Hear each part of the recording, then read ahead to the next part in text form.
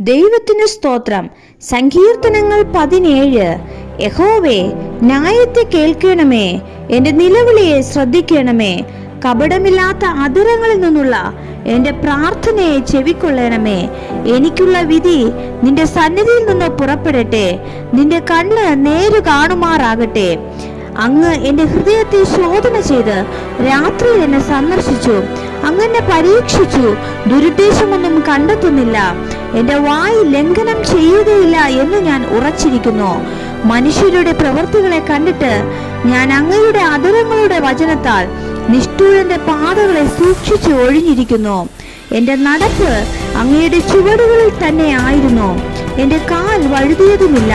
ദൈവമേ, ഞാൻ നിന്നോട് അപേക്ഷിച്ചിരിക്കുന്നു. അങ്ങ് എനിക്ക് ഉത്തരമരുളുമല്ലോ. അങ്ങയുടെ ചെവി എന്നിലേക്ക് ചായ്ച്ച് എന്റെ അപേക്ഷ കേൾക്കണമേ. അങ്ങയെ ശരണമാക്കുന്നവരെ അവരോട് എതിർക്കുന്നവരുടെ കയ്യിൽ നിന്ന് അങ്ങയുടെ വലം കൈയാൽ രക്ഷിക്കുന്നവനായുള്ളവേ, അങ്ങയുടെ അത്ഭുത കാരുണ്യം കാണിക്കണമേ. കണ്ണിന്റെ കൃഷ്ണമണി പോലെ എന്നെ കാക്കണമേ. എന്നെ കൊള്ളയിടുന്ന ദുഷ്ടന്മാരും എന്നെ ചുറ്റുകളയുന്ന പ്രാണശത്രുക്കളും എന്നെ പിടിക്കാത്ത വണ്ണം അങ്ങയുടെ ചിറകിന്റെ നിഴലിൽ എന്നെ മറച്ചു കൊള്ളണമേ. അവർ തങ്ങളുടെ ഹൃദയത്തെ അടച്ചിരിക്കുന്നു, വായ് കൊണ്ട് വമ്പ് പറയുന്നു. അവർ ഇപ്പോൾ ഞങ്ങളുടെ കാലടി തുടർന്ന് ഞങ്ങളെ വളഞ്ഞിരിക്കുന്നു. ഞങ്ങളെ നിലത്ത് തള്ളിയിടുവാൻ ദൃഷ്ടി വെക്കുന്നു.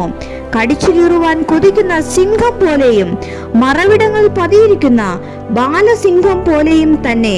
യഹോവേ, എഴുന്നേറ്റ് അവനോട് എതിർത്ത് അവനെ തള്ളിയിടണമേ.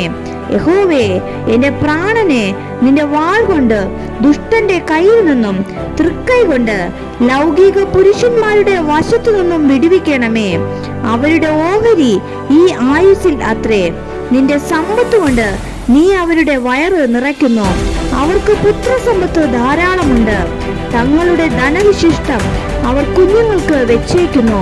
ഞാനോ നീതിയിൽ അങ്ങയുടെ മുഖത്തെ കാണും. ഞാൻ ഉണരുമ്പോൾ അങ്ങയുടെ രൂപം കണ്ട് തൃപ്തനാകും. ആമേൻ.